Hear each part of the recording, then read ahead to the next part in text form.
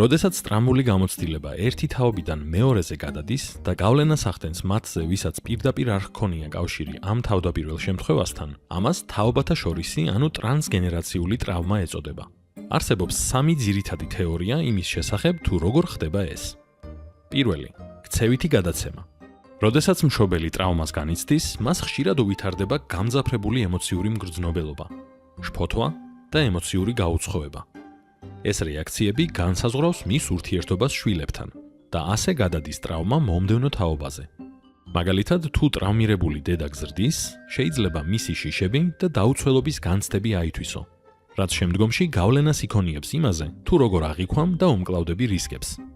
როდესაც პიროვნების ჩამოყალიბების ყველაზე მნიშვნელოვან წლებში ეს შენი ყოველდღიურობის ნაწილი ხდება, შეიძლება უცნობი გარემოებების მიმართ დიდი უნდობლობა გაგიჩნდეს. ზრდასრულ ასაკში კი შეიძლება ეს დაუცველობის განცდა საკუთარ შვილებს გადასცე.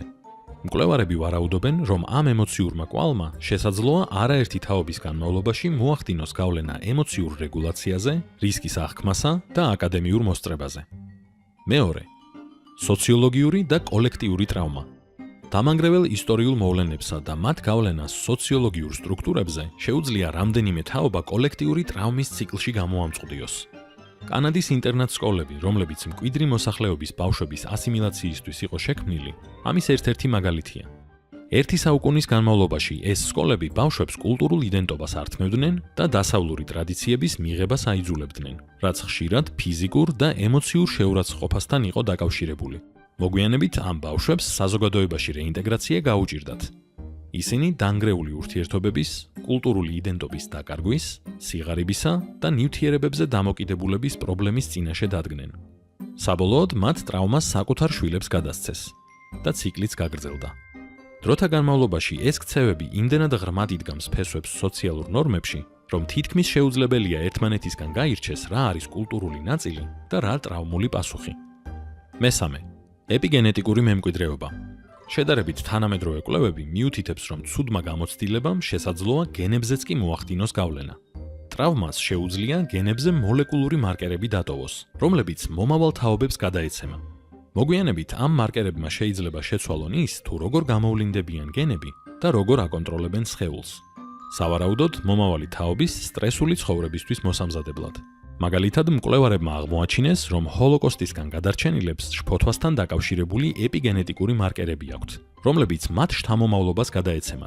მათ შვილებს აღენიშნებოდათ სტრესის მიმართ მომატებული მგრძნობელობა და უფრო მეტად იყვნენ მიდრეკილი შფოთვის, დეპრესიისა და პოსტტრაუმული სტრესული აშლილობისკენ.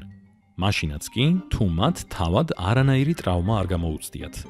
ნივთიერებებზე დამოკიდებულებამ, რასაც ემოციური ჭრილობების მქონე ადამიანები ხშირად თავდაცვის მექანიზმად იყენებენ, შესაძლოა კიდევ უფრო გააძლიეროს ეპიგენეტიკური ცვლილებები. იმ მშობლების შვილებს, რომლებსაც ნარკოტიკებთან ან ალკოჰოლთან ჰქონდათ პრობლემები, ხშირად აქვთ თანდაყოლილი მიდრეკილება, რაც მათ უფრო მოწყვლად ზრდის ადიქციის მიმართ. ეს არის ბიოლოგიურ ეფექტებზე დაფუძნებული მანკიერი წრე. მაშინ, რომელია ამ სამი თეორიიდან სწორი? პასუხი რთულია. სავარაუდოდ სამივე ერთად. მოდი განვიხილოთ ომ გამოვლილი კაცის მაგალითი. საწყისი ტრავმა მის ხასიათს და მის გარშემო მყოფი კაცების მთელი თაობის ბუნებას ცვლის. ომიდან დაბრუნებული მამის ემოციური მდგომარეობა და გამკლავების მექანიზმები დიდ გავლენას ახდენს მის მცირეწლოვან ქალიშვილზე, რაც ბავშვის გენებზე სტრესთან დაკავშირებულ მარკერებს ტოვებს. როდესაც ქალიშვილი თავად ხდება მშობელი, მის ვაჟს მემკვიდრეობით გადაეცემა ზოგიერთი ეპიგენეტიკური მარკერი და მოგვიანებით ის იმეორებს ბაბუის ქცევის გარკვეულ მოდელებს ისე, რომ მას პირადად არც კი შეხვედრია. თაობათა შორისი ტრავმის ციკლის გაწყვეტის ერთ-ერთი გზა საკუთარი ისტორიისთვის თვალის გასწორებაა. ჩვენი მშობლების ტკივილისა და იმ იარების ღრმა გააზრებაა, რაც მათ ბავშვობიდან გამოჰყვათ. ჰოფმანის პროცესი ერთ-ერთი მიდგომაა, რომელიც ადამიანებს ამ გზაზე მეგზურობას უწევს. მას შემდეგ, რაც ჩვენს ფესვებს შევიცნობთ, შევძლებთ არაჯანსაღი ნაწილების მოცილებას და დავეხმარებით მომავალ თაობას, რომ ძლიერი და ჯანსაღი გაიზარდოს. შენ რას ფიქრობ?